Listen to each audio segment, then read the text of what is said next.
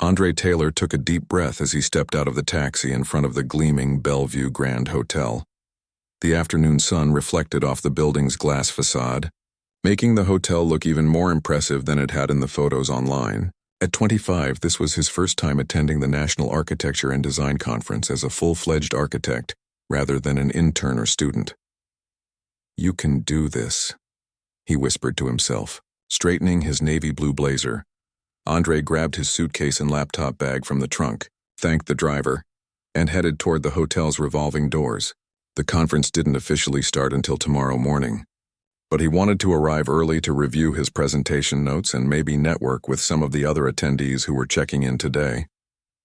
Inside, the lobby was everything he expected from a four-star hotel: marble floors, crystal chandeliers, and plush furnishings.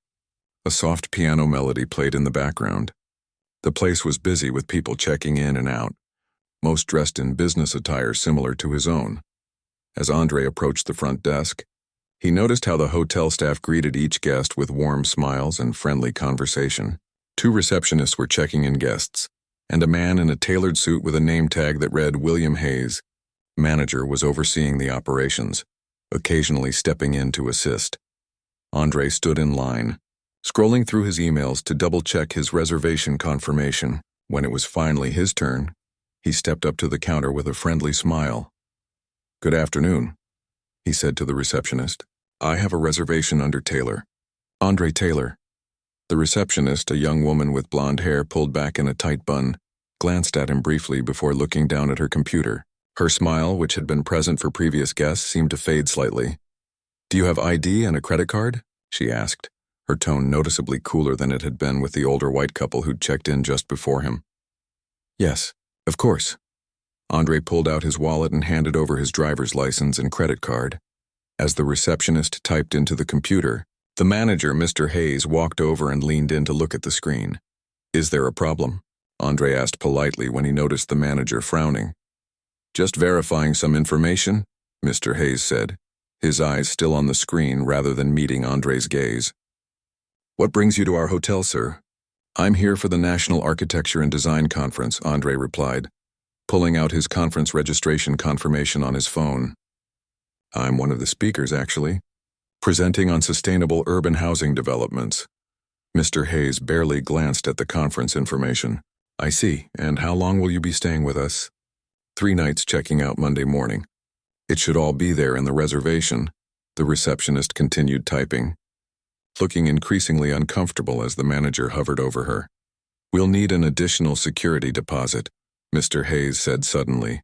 "Hotel policy for certain reservations." Andre had stayed in plenty of hotels before and knew that security deposits were common, but something about the way Mr. Hayes emphasized certain reservations made him uncomfortable. "That wasn't mentioned when I made the booking," Andre said calmly. "What's the amount?" $500, Mr. Hayes replied promptly. "Refundable upon checkout, assuming there are no issues." Andre noticed a white man around his age checking in at the other counter. The receptionist there was happily chatting with him about restaurant recommendations, and no manager was hovering over their interaction. There was no mention of a special security deposit. "Is this deposit required for all guests?" Andre asked, keeping his tone level despite his growing frustration. Mr. Hayes's expression hardened slightly. "It's at management's discretion, sir. If you'd prefer to stay elsewhere." "No, that's fine," Andre said, not wanting to start his conference weekend with an argument. "I can provide the deposit." As the receptionist processed his payment, Andre noticed Mr. Hayes watching him intently, as if expecting him to cause trouble. Andre kept his expression neutral, though his heart was racing with a familiar mix of anger and resignation. This wasn't the first time he'd experienced this kind of treatment, and unfortunately, it probably wouldn't be the last. After what felt like an unnecessarily long check-in process, the receptionist finally handed Andre his room keycard. "You're in room 714, she said, her eyes darting between Andre and the manager. "Elevators are to your right. Breakfast is served from 6:30 to 10 a.m. in the dining room on the 2nd floor." "Thank you," Andre replied. He placed his ID and credit card back in his wallet, collected his keycard, and picked up his bags. As he walked toward the elevators, he could feel Mr. Hayes's eyes following him across the lobby. Andre kept his head high and his pace steady, not giving the manager the satisfaction of seeing how much the interaction had bothered him. Inside the elevator, when the doors finally closed, Andre let out a long, slow breath. He leaned against the wall and closed his eyes briefly. He should be excited about his presentation, about sharing his ideas with other professionals in his field. Instead, he was mentally preparing for 3 days of dealing with people like Mr. Hayes. The elevator doors opened on the 7th floor, and Andre found his room at the end of a long hallway. The room itself was nice enough. A king-sized bed, a desk by the window with a view of the city, and a bathroom with marble countertops. But the pleasant surroundings did little to improve his mood. Andre set down his bags and sat heavily on the edge of the bed. He pulled out his phone and thought about calling his mom, Dr. Lisa Taylor. She always knew what to say when these things happened. As the chief administrator of Regional Health Network, she'd broken through more than her share of glass ceilings and faced plenty of discrimination along the way. But she was probably busy, and besides, what would he say? "Hey Mom, just checking in to let you know racism still exists." It wasn't exactly breaking news. Instead, Andre unpacked his suitcase, hanging his clothes in the closet to prevent wrinkles. He took special care with his presentation outfit, his best suit, the one his mother had helped him pick out when he got his first real job at the architecture firm. Once everything was unpacked, Andre sat at the desk and opened his laptop. He might as well review his presentation again. His talk on affordable, sustainable housing was scheduled for tomorrow afternoon, and he wanted it to be perfect. This conference was a big opportunity to get his ideas out there, to make connections that could help him turn his designs into real buildings that could help real people. Andre was just getting into his flow when his phone buzzed with a text message. It was from his colleague Terrell. "Just got to the hotel. Have you checked in yet?" Andre smiled, feeling some of the tension leave his shoulders. Terrell was another young black architect who worked at a different firm in the city. They'd met in college and had stayed friends, supporting each other through the challenges of breaking into an industry where people who looked like them were still underrepresented. "Yeah, I'm already in my room," Andre texted back. Had a not-so-warm welcome from the hotel manager. "Watch out for him. Middle-aged white guy named Hayes." Terrell's reply came quickly. "Great, looking forward to it. Want to meet up in the lobby in an hour? We can go over our presentations together." Andre hesitated. The thought of going back down to the lobby, of potentially running into Mr. Hayes again, made his stomach knot. But he wasn't going to let one prejudiced man keep him from enjoying this conference or from helping his friend. "Sounds good," he replied. "See you at 5. Andre turned back to his presentation, determined to focus on the reason he was here. He'd worked hard to get where he was, graduated top of his class, secured a position at a well-respected firm, and now was being recognized for his innovative approaches to urban housing challenges. No one, especially not someone like Mr. Hayes, could take that away from him. As the hour passed, Andre's confidence returned. His presentation was solid. His ideas were good. He belonged at this conference just as much as anyone else. When it was time to meet Terrell, Andre straightened his blazer, picked up his room key and laptop, and headed back toward the elevator. Tomorrow would be better, he told himself, and if it wasn't, well, he'd handle that too, just like his mother had taught him, with dignity, with strength, and with the unwavering belief that he deserved to take up space in rooms that weren't always designed with him in mind. The next morning, Andre woke up before his alarm. Sunlight streamed through a gap in the curtains, casting a warm stripe across the hotel room. For a moment, he lay still, enjoying the comfortable bed and the quiet. Then he remembered his presentation was today, and a mix of excitement and nervousness propelled him out from under the covers. After a quick shower, Andre dressed in dark jeans and a button-up shirt, professional enough for the conference sessions but saving his best suit for his presentation later that afternoon. He checked his phone and saw a text from Terrell. "Breakfast at 7:30? See you there," Andre replied, tucking his room key and phone into his pocket. The hotel's dining room was busy when Andre arrived. Conference attendees filled most tables, chatting over coffee and plates of eggs and pastries. Andre spotted Terrell waving from a table near the window and made his way over, navigating between chairs and dodging busy servers. "Morning," Terrell said, pushing a cup of coffee toward Andre. "Already got you caffeine." "You look like you need it." "Thanks. Andre said, gratefully taking a sip. Didn't sleep great? Too many thoughts about the presentation. You'll do fine, Terrell assured him. Your ideas are solid. Plus, you're a natural speaker. They ate breakfast while discussing the day's schedule, marking which sessions they each wanted to attend. The dining room gradually emptied as people headed to the conference center attached to the hotel. But Andre and Terrell lingered. Enjoying a last cup of coffee?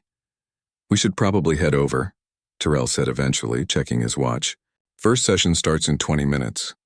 Actually, Andre said, I think I'll work in the lobby for a bit. I want to tweak a couple of slides before my presentation. Suit yourself, Terrell said, standing up. I'll save you a seat for the keynote if you change your mind. After Terrell left, Andre refilled his coffee cup and headed to the hotel lobby. It was quieter now that the morning rush had passed.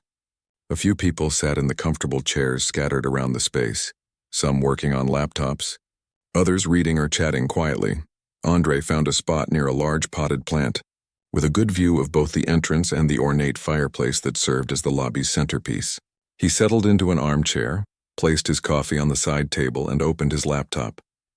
For almost an hour, Andre worked steadily, making small adjustments to his presentation and reviewing his speaking notes.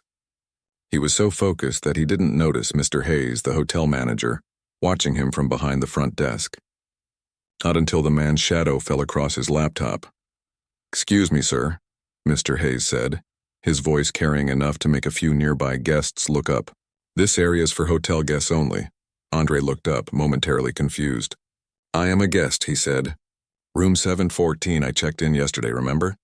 Mr. Hayes narrowed his eyes slightly. Do you have your room key with you?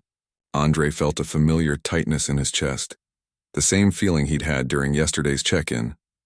He glanced around the lobby. At least 3 other people were working on laptops and nobody was approaching them. Yes, I have my key, Andre said evenly, reaching into his pocket. He held up the key card with the hotel logo clearly visible. Is there a problem? We've had some complaints, Mr. Hayes said, not quite meeting Andre's eyes. Complaints? About me? Andre looked around again, bewildered. He'd been quietly working, not bothering anyone. What kind of complaints? Mr. Hayes shifted uncomfortably. Just concerns from other guests, about someone who might not belong here. The implication was clear, and Andre felt heat rising to his face. He took a deep breath before responding, keeping his voice calm and level despite the anger building inside him. I'm a registered guest attending the architecture conference, Andre said. I'm also one of the speakers. My presentation is this afternoon. A well-dressed older woman sitting nearby looked up from her book, watching the interaction with growing interest. Andre noticed her frown slightly as she observed Mr. Hayes's behavior. Nevertheless, the manager continued, I'll need to see some ID to verify you're actually the registered guest for room 714. You verified that yesterday during check-in, Andre pointed out, his patience wearing thin. My colleague and I had breakfast in your dining room this morning. I've been sitting here working for almost an hour. Hotel policy, Mr. Hayes insisted, holding out his hand expectantly. Andre looked around again. None of the other people in the lobby, all of whom happened to be white, were being asked for identification. The woman with the book was now watching openly, her disapproval of the manager's behavior evident in her expression. Against his better judgment, Andre reached for his wallet and pulled out his driver's license. As he handed it over, he noticed his hand was shaking slightly, not from fear, but from the effort of containing his anger. Mr. Hayes examined the license with exaggerated care, looking between the photo and Andre's face multiple times as if trying to spot a forgery. This says Andre Taylor, he said finally. The reservation was under Taylor.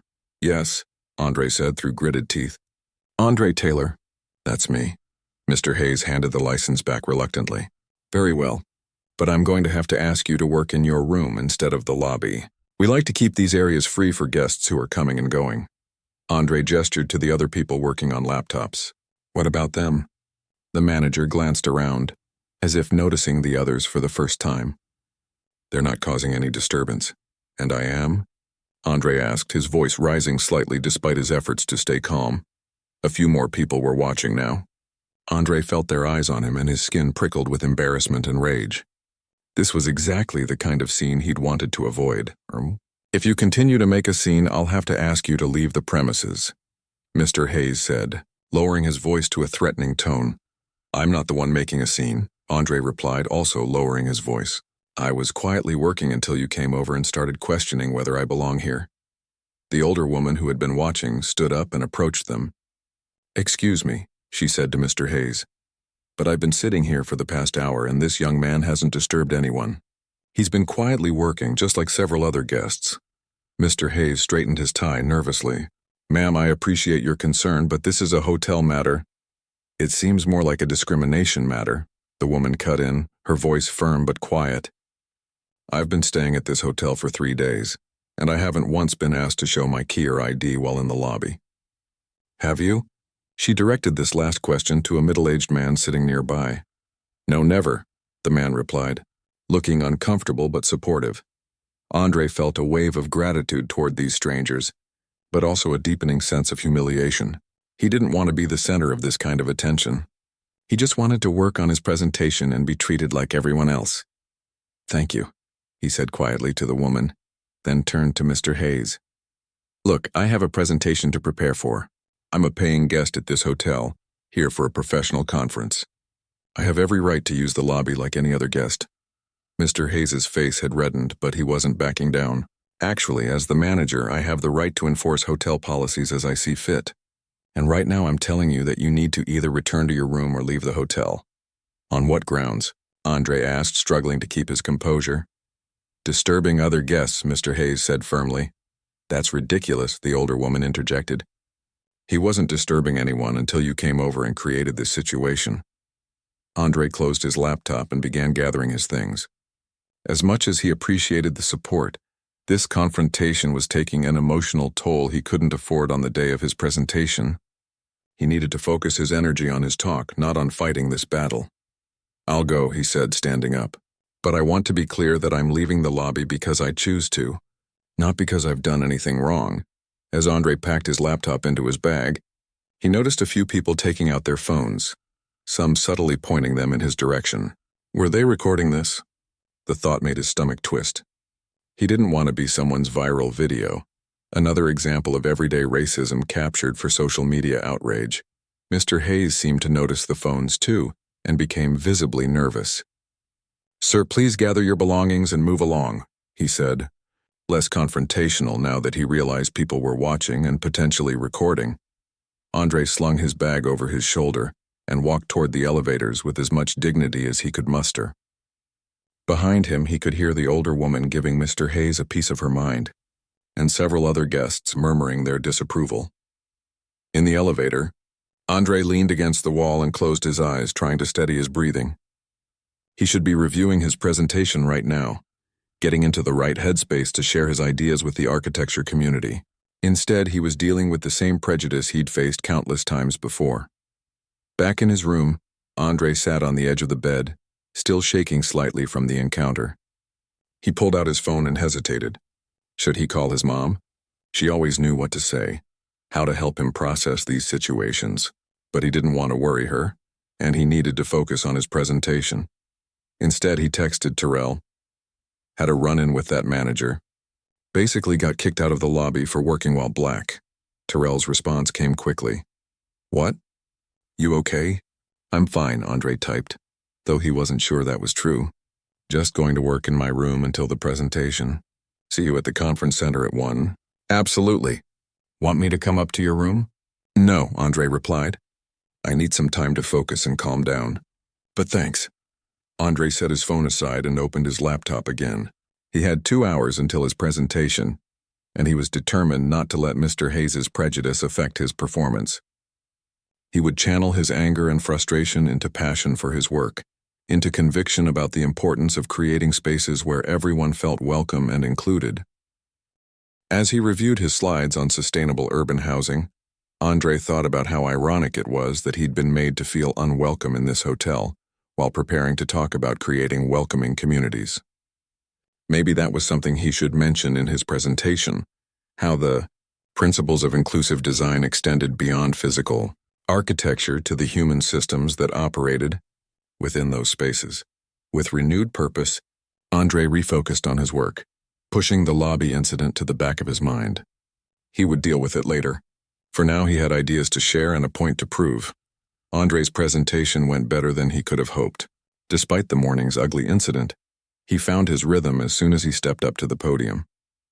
His slides on sustainable urban housing resonated with the audience, sparking thoughtful questions and earnest conversations afterward. Several established architects approached him to exchange business cards, and one developer even mentioned potential collaboration opportunities. "You crushed it," Terrell said, clapping him on the shoulder as the crowd around Andre finally thinned. That standing ovation wasn't just politeness.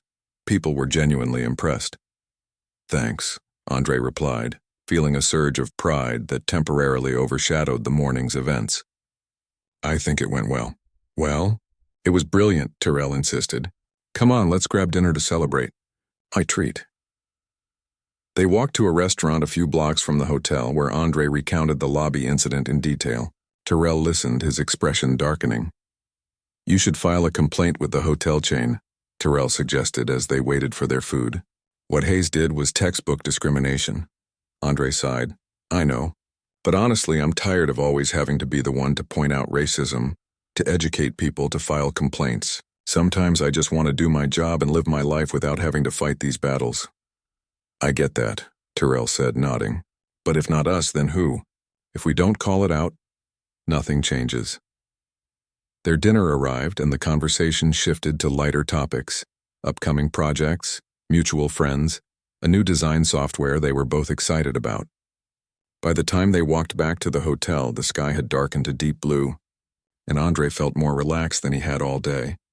The lobby was busy when they entered, with conference attendees returning from dinner or heading out for evening activities. Andre and Terrell crossed the space heading for the elevators when a voice called out behind them. "Mr. Taylor." Andre turned to see Mr. Hayes striding toward them, his face set in stern lines. Two security guards in hotel uniforms followed close behind. "Mr. Taylor," Hayes said again, coming to a stop in front of Andre. "I need to speak with you immediately." Andre felt eyes turning in their direction. "What's this about?" he asked, keeping his voice level. "We've received multiple complaints about your behavior," Hayes said, loud enough for nearby guests to hear. "I'm going to have to ask you to pack your things and leave the hotel." Andre stared at him in disbelief. "What complaints?" "I've been at the conference all afternoon, then at dinner. I haven't even been in the hotel." "Nevertheless," Hayes continued, "as manager, I have the authority to remove guests who violate our policies or disturb others." Terrell stepped forward. "This is ridiculous. What specific policies has he violated?" Hayes ignored him, focusing solely on Andre. "If you don't leave voluntarily, I'll be forced to have security escort you out." The two security guards shifted uncomfortably but maintained their positions behind Hayes. One of them, a younger man with kind eyes, looked particularly troubled by the situation. Andre felt a familiar surge of anger and frustration, but beneath it a bone-deep weariness. Why was this happening? All he'd done was exist in a space where this man thought he didn't belong. "I paid for 3 nights, Andre said firmly. "I'm here for a professional conference where I just gave a presentation. I haven't violated any policies." "We'll refund your remaining nights," Hayes replied dismissively. "But you need to leave now." People were openly watching now. Some had their phones out, recording the confrontation. Andre noticed the same older woman from that morning standing nearby, her expression a mixture of concern and outrage. "This is about this morning, isn't it?" Andre said, his voice rising slightly despite his efforts to stay calm. "When you singled me out in the lobby for doing exactly what other guests were doing." Hayes's face reddened. "This has nothing to do with that. We've received complaints about noise from your room, about unauthorized guests." "That's a lie," Andre interrupted, his patience finally snapping. "I've hardly been in my room except to sleep and work on my presentation, and I haven't had any guests." "Sir, please lower your voice," Hayes said with exaggerated patience. "You're creating a scene." "No, you're creating a scene," Terrell cut in, stepping closer to Andre in a show of support. "Just like you did this morning. This is textbook discrimination, and you know it." The security guards exchanged glances, clearly uncomfortable with the situation. "I'm going to need to see these complaints," Andre said, pulling out his phone, "and I want the names of the people who made them." "That's confidential hotel information," Hayes replied quickly. "But I assure you the complaints are legitimate." Then call the police, Andre challenged. If I've done something wrong, let the police handle it. Hayes hesitated, and Andre knew he had no intention of involving actual law enforcement. There were no legitimate complaints. This was about Hayes's personal discomfort with having a young black man in his hotel. That won't be necessary if you leave peacefully, Hayes said, recovering. Security will escort you to your room to collect your belongings, then see you out. The crowd around them had grown. Andre recognized several people from the conference, including a few who had approached him after his presentation. Their expressions ranged from confusion to concern to outrage on his behalf. "This is unacceptable," said a voice from the crowd, one of the senior architects who had praised Andre's presentation earlier. "I've been attending conferences at this hotel for years, and I've never seen a guest treated this way." Hayes straightened his tie nervously. "Sir, this is a private hotel matter." "It looks more like discrimination to me," the architect replied, stepping forward. "And I'll be sure to mention that in my feedback to the conference organizers and the hotel chain." Others in the crowd murmured agreement. Andre felt a surge of gratitude for these unexpected allies, but also a deepening sense of humiliation. This was becoming exactly the kind of public spectacle he had always tried to avoid. "Look," Andre said, turning back to Hayes, "I don't want any trouble. I just want to attend the conference I paid for and stay in the room I paid for." "That's not going to happen," Hayes insisted, though his confidence seemed to be wavering in the face of the growing crowd. "You need to leave now." Andre looked at the security guards, then at the crowd, then back at Hayes. He couldn't win this fight. Not here, not now. And the longer it continued, the more of a spectacle it became. "Fine," he said finally. "I'll get my things." "Andre, no," Terrell protested. "Don't let him do this." "It's okay," Andre said quietly. "It's not worth it." But as he turned toward the elevators, he remembered his mother's words from years ago. "Document everything. Your word against theirs isn't enough in this world." He pulled out his phone and opened the video recording app. "I want to be clear about what's happening here," Andre said, holding up his phone so Hayes was in the frame. "I'm being asked to leave this hotel without any legitimate reason. I've been a paying guest attending a professional conference where I was a speaker. I haven't violated any policies or disturbed any guests. Yet the manager is insisting I leave, while not asking any other guests to do the same." Hayes's eyes widened when he realized he was being recorded. "You can't film me without my permission." "Actually, we're in a public space," said another voice from the crowd, a woman who introduced herself as an attorney. "He has every right to record this interaction." Hayes looked increasingly nervous. "Security, please escort Mr. Taylor to his room to collect his belongings." The younger security guard stepped forward reluctantly. "Sir, if you could come with me, please." Andre nodded, still recording. "I'll go with you, but I want to be clear that I'm doing so under protest. This is discrimination, plain and simple." The crowd parted to let them pass. As Andre walked toward the elevators, people called out support. "We'll report this to the hotel chain." "This is outrageous." "We stand with you, Andre." In the elevator, the security guard shifted uncomfortably. "For what it's worth," he said quietly, "I think this is wrong. Hayes has done this before." Andre looked at him, surprised by the candid admission. "Has anyone ever reported him?" The guard nodded. "A few times.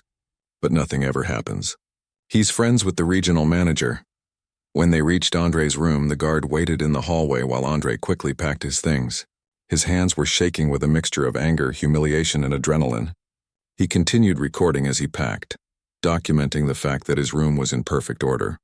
No noise, no extra guests, nothing that could justify Hayes's claims.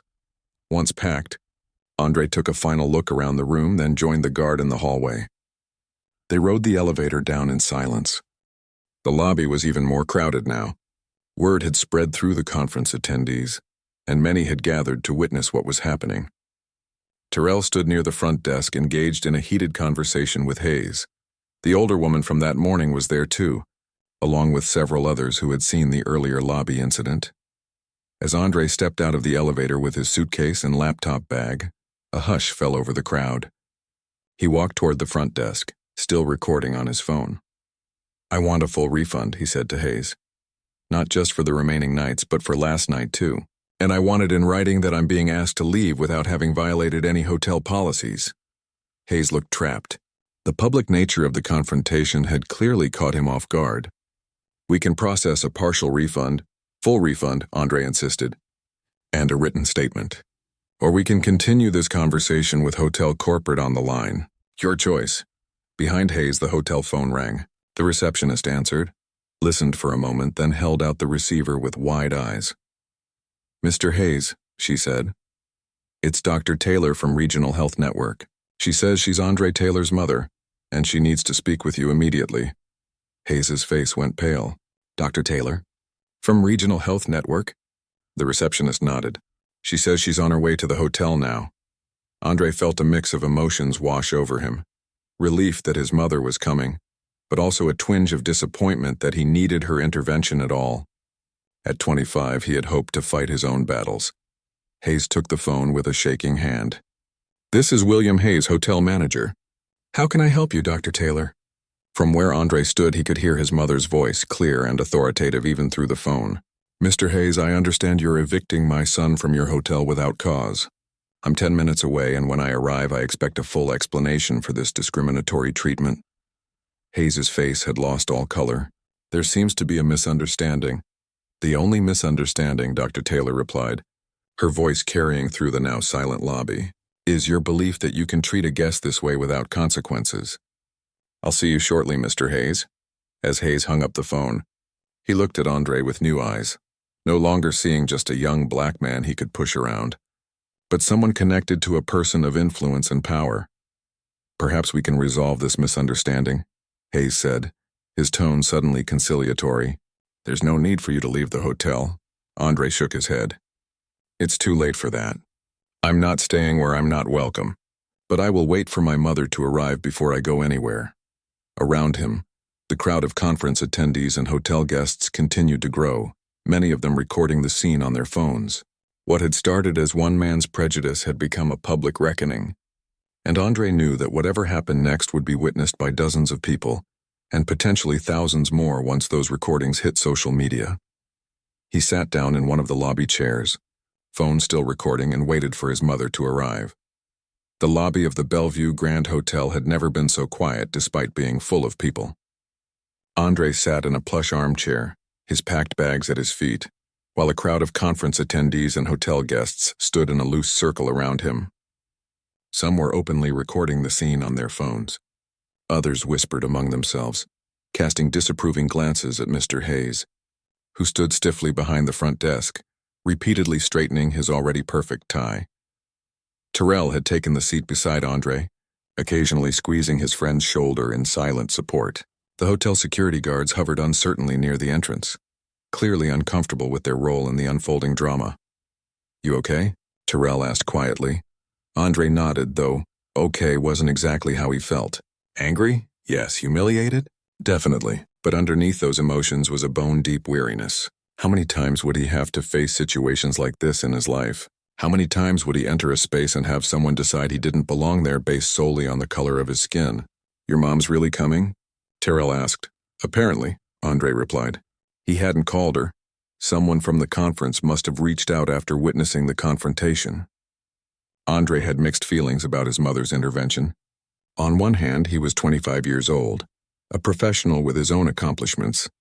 He shouldn't need his mother to fight his battles. On the other hand, a part of him was relieved that Dr. Lisa Taylor was on her way. If anyone could handle this situation with the perfect balance of grace and formidable authority, it was his mother. The automatic doors at the hotel entrance slid open, and a ripple of anticipation went through the crowd. But it wasn't Dr. Taylor, just another hotel guest, who looked startled at the unusual scene in the lobby. Mr. Hayes had picked up a phone and was speaking in low, urgent tones, presumably to someone higher up in the hotel chain's management. His face had lost its ruddy color, replaced by a sickly pallor as he realized the magnitude of the situation he had created. The older woman who had defended Andre earlier approached his chair. I've contacted the local news, she said quietly. This kind of discrimination shouldn't happen anywhere, especially not in a supposedly high-end establishment like this. Andre gave her a grateful smile. Thank you for your support. I'm Andre Taylor, by the way. Patricia Wilson, she replied, shaking his hand. I've been watching how that man treated you since this morning. It's been shameful. The hotel doors opened again, and this time, Andre knew immediately that it was his mother. Dr. Lisa Taylor entered the lobby with the confident stride of someone who was used to commanding rooms much more intimidating than this one. At 52, she carried herself with a natural dignity that turned heads wherever she went. Her dark hair was pulled back in a neat bun, and she wore a tailored navy blue suit that screamed competence and authority. Even if he hadn't been her son, Andre would have recognized Dr. Taylor as someone important. It wasn't just the expensive suit or the pearl necklace that caught the light as she moved. It was the way she held herself, the way her eyes scanned the room with sharp intelligence, missing nothing. Those eyes found Andre immediately. Her professional mask slipped just slightly as concern flashed across her features, but she quickly composed herself as she strode across the lobby toward her son. "Andre," she said, her voice warm as she reached him. He stood, and she pulled him into a brief but fierce hug before turning to face Mr. Hayes, who had emerged from behind the desk. "Dr. Taylor," the manager said, extending his hand with a nervous smile. "Welcome to the Bellevue Grand. There seems to have been a misunderstanding." Dr. Taylor ignored his outstretched hand. "Is there somewhere we can speak privately, Mr. Hayes?" The manager blinked, thrown off by her refusal to shake his hand. "Of course. We can use my office." "No," Dr. Taylor said firmly. "I think we should have this conversation right here, since you chose to publicly humiliate my son in this lobby. Twice." Hayes swallowed hard. "Dr. Taylor, I assure you this is all a simple misunderstanding. Is it a misunderstanding that you singled out my son this morning while he was quietly working in the lobby, when other guests doing the same thing were left undisturbed?" Dr. Taylor asked, her voice calm but carrying throughout the now silent lobby. "I was simply enforcing hotel policy. And is it a misunderstanding that you just attempted to evict him from a room he paid for, claiming complaints that you can't produce any evidence of? There were concerns raised by other guests." "Which guests?" Dr. Taylor pressed. "I'd like to speak with them." Hayes shifted uncomfortably.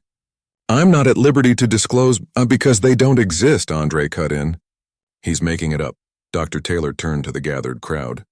"Did anyone here complain about my son? Did he disturb anyone in any way?"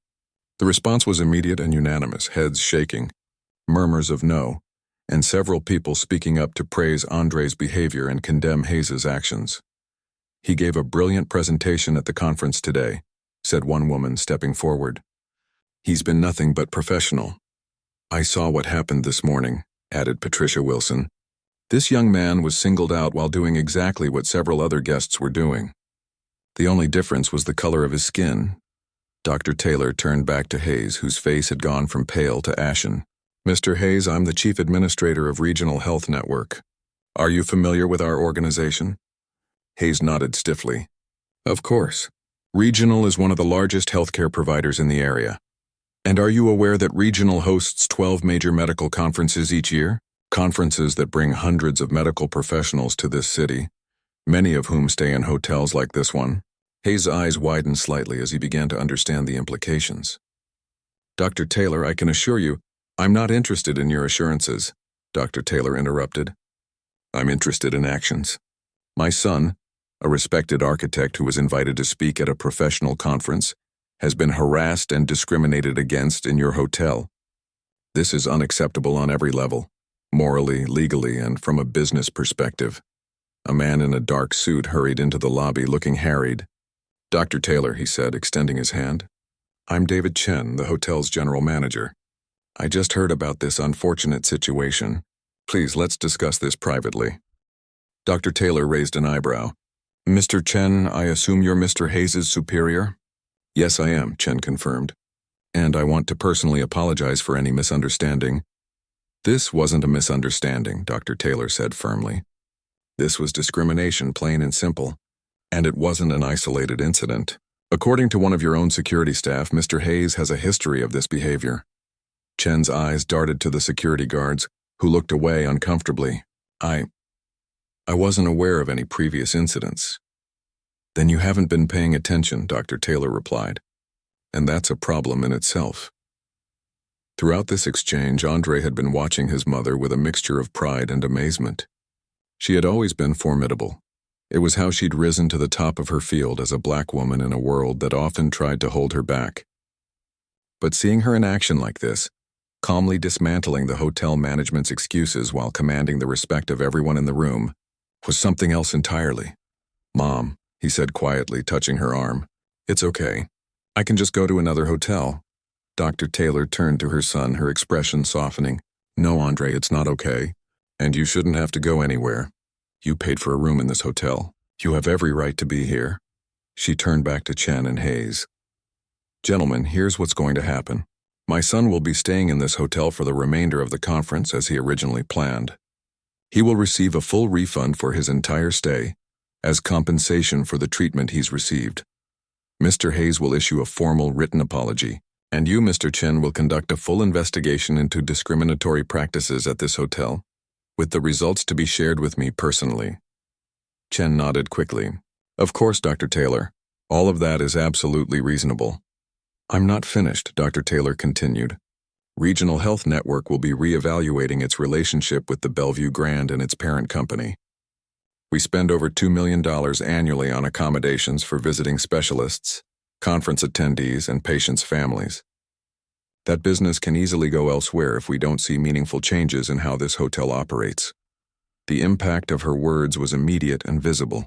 Chen's professional demeanor cracked slightly as he processed the potential financial implications.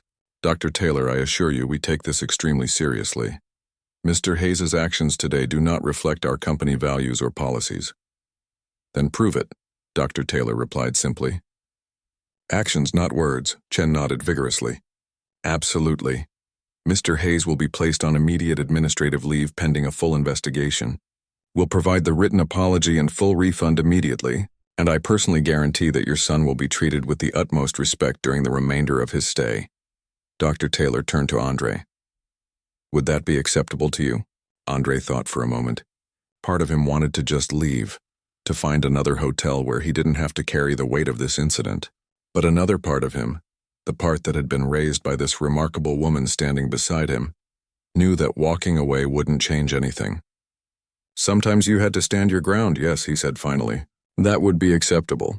But I want something else too." "What's that?" Chen asked anxiously. "I want the hotel to implement diversity and inclusion training for all staff," Andre said.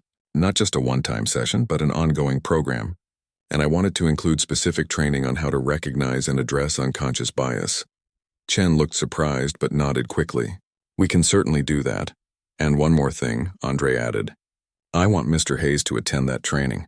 Not as punishment, but because I genuinely believe people can learn and grow." The lobby fell silent as all eyes turned to Hayes, who looked stunned by Andre's request. It wasn't what anyone had expected, least of all the manager himself. "That's very generous of you," Chen said after a moment. "Mr. Hayes?" Hayes looked at Andre, then at Dr. Taylor, then back at Andre.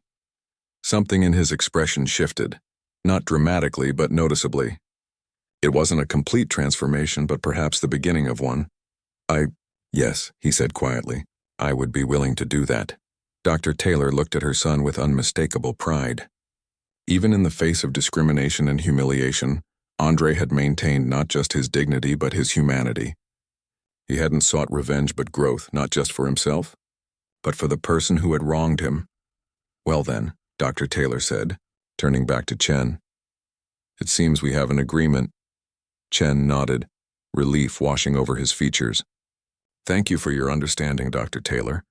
Mr. Taylor, I'll personally ensure that everything we've discussed is implemented immediately." As the crowd in the lobby began to disperse, Andre felt a weight lift from his shoulders.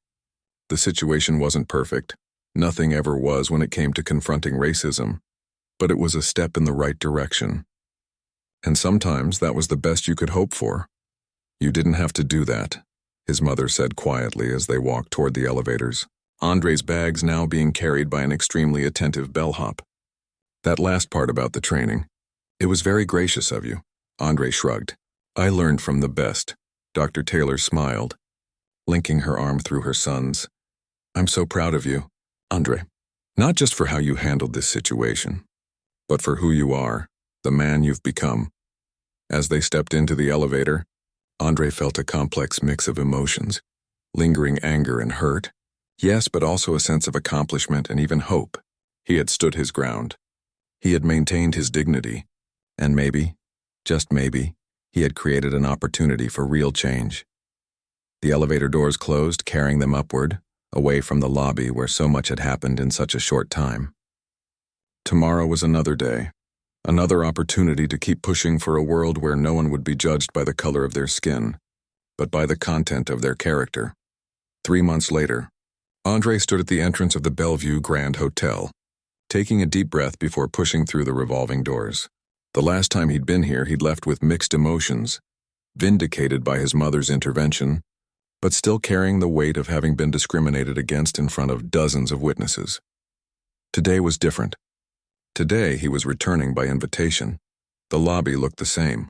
Marble floors, crystal chandeliers, plush seating. But the energy felt different. The front desk staff greeted him with genuine smiles, and he noticed more diversity among the employees than he remembered from his previous stay. "Mr. Taylor," a familiar voice called out.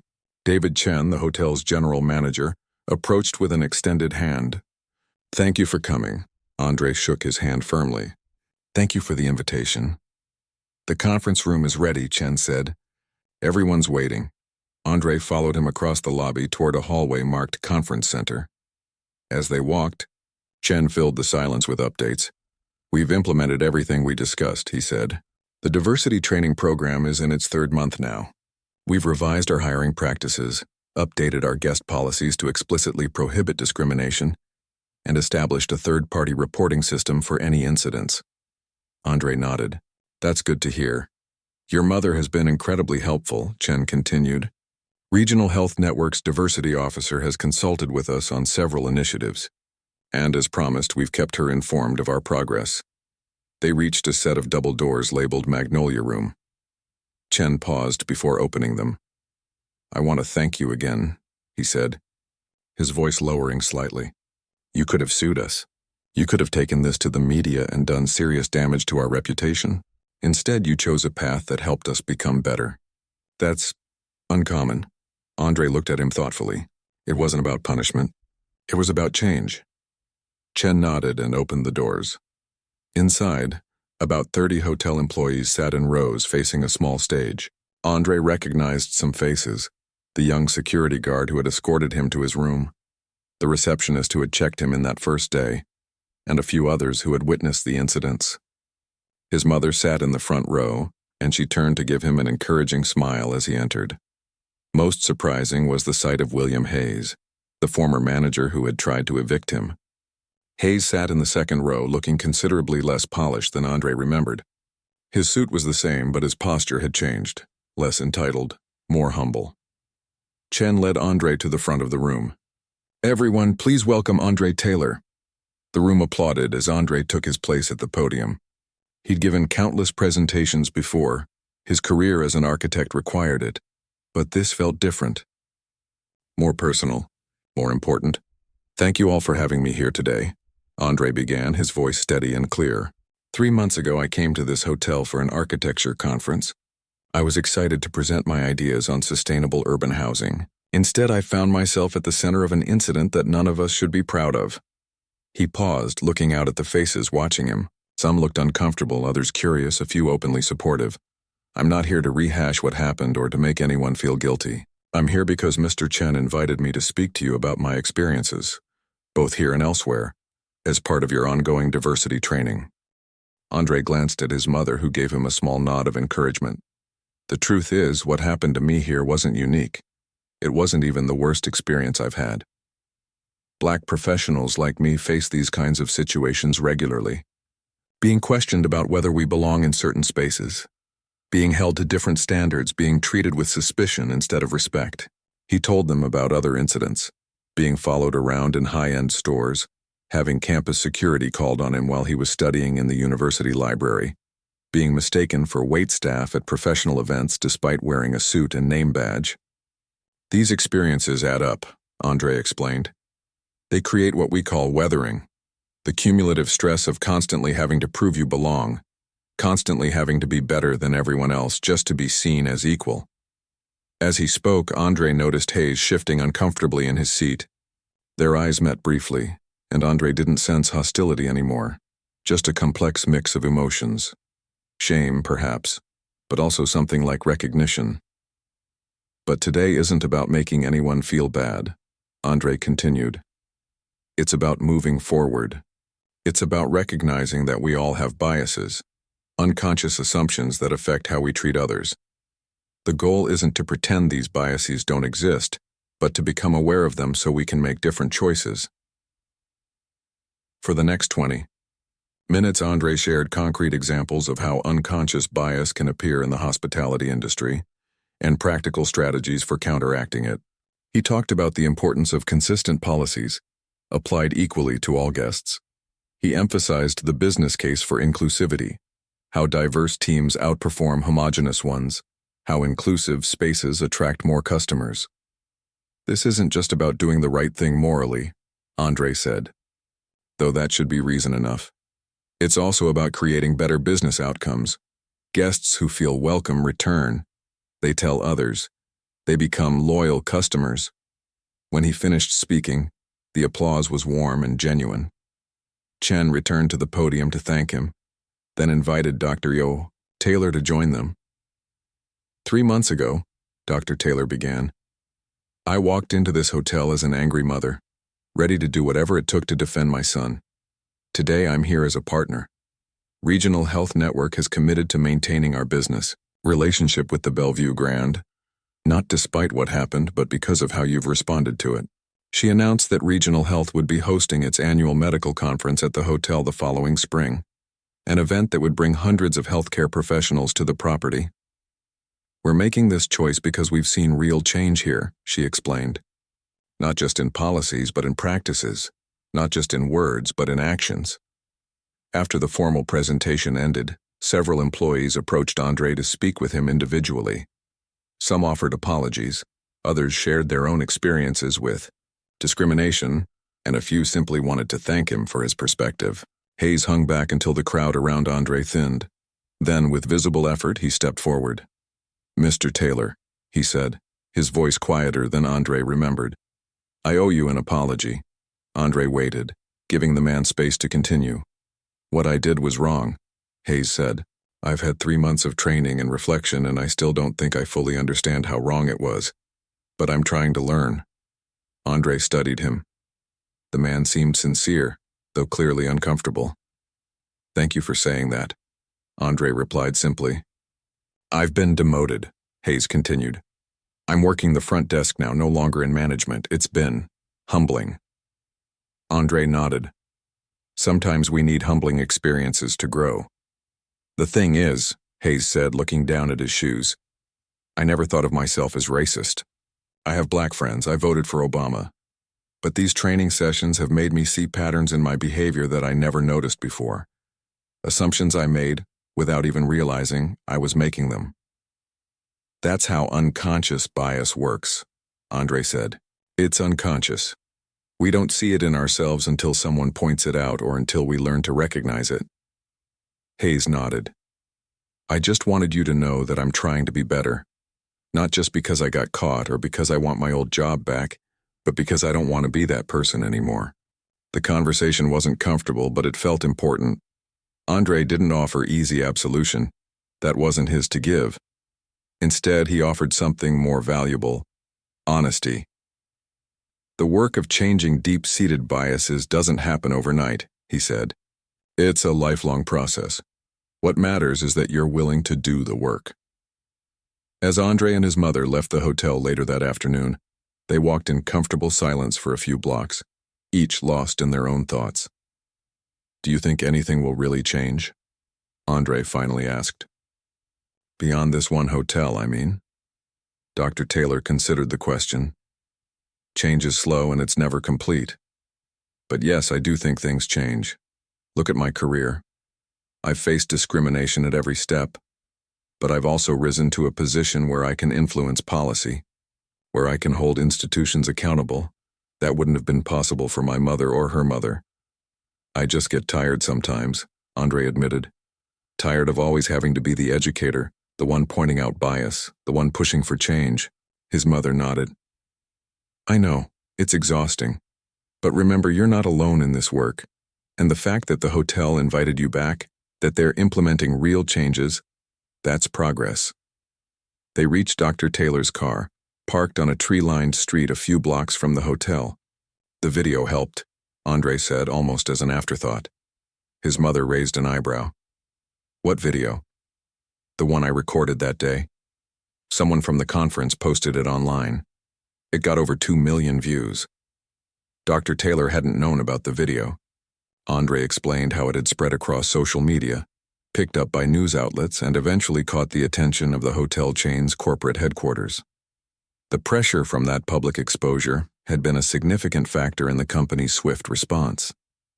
So it wasn't just my threats about Regional's business that got their attention, Dr. Taylor said with a small smile. It was everything together, Andre replied. Your leverage, the public exposure, the witnesses who spoke up. Change happens when pressure comes from multiple directions. As they drove away, Andre gazed out the window at the city passing by. The experience had changed him too. He'd always been focused on designing buildings, physical spaces that people would use. Now he was thinking more about the invisible, architecture of policies, attitudes, and systems that determined how people were treated within those spaces.